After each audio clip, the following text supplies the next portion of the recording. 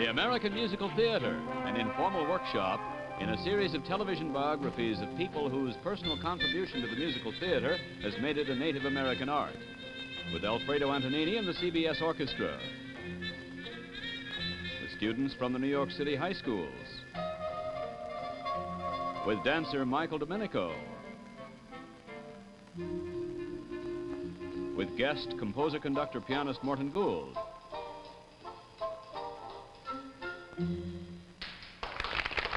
Today's host for the workshop, Earl Wrightson.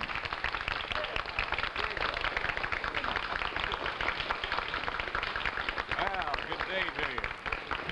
Well, our guest today is in the fullest sense a man of all music. A man who's won distinction in many musical fields. He's a distinguished composer, an outstanding conductor and pianist, and a very distinctive arranger. It is my very distinct privilege to present one of the most talented musicians of our or any other day, Mr. Morton Gould.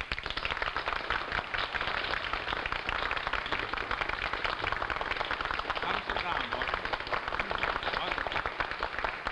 This is our workshop family, and this is our talking area. We must sit on stools to talk in television.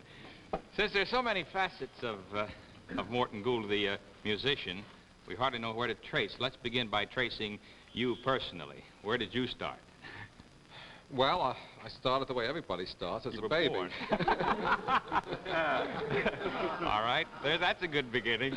And where was it? Now, well, this was in Richmond Hill, Long Island, not too far from here. And, you know, as I said, I was born, and I liked music. And you became a musician almost immediately after you were born, as I recall. What was this business you were telling me earlier? You began to, well, your family had a player piano. Tell about that. That was wonderfully interesting. Yes, well, in those days, many families had player pianos. That was one form of music in the home. And we had a player piano, and I would listen to these player piano rolls, and that was my first exposure to music. As a matter of fact, to this day, the pieces I know best, really, are the pieces that I heard on those player piano rolls. For instance, I can still play Poet and Peasant from memory.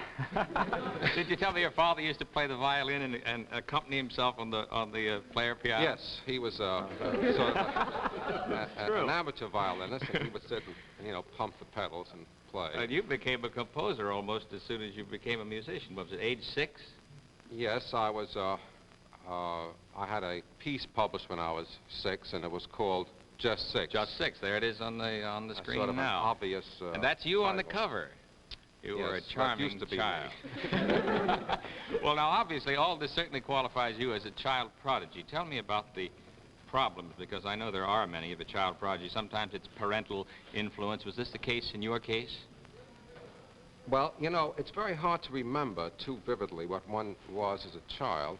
I think just being a child is a problem. And I think the only complication in the case of being a so-called prodigy or having a particular talent is trying to express oneself artistically or musically, and at the same time function as a child. I mean, go to school and be involved with all the other things that you're supposed to be. Yeah.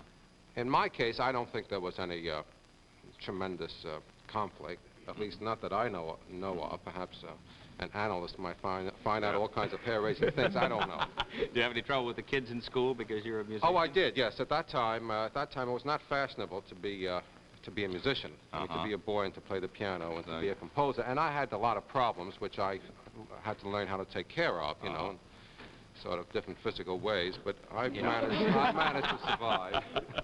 And then, of course, on to all of your early study, and you went to work. You studied at NYU, didn't you, or the art? Well, I studied with. Ultimately, I studied theory and composition with Dr. Vincent Jones, who was at NYU at that time, New York University.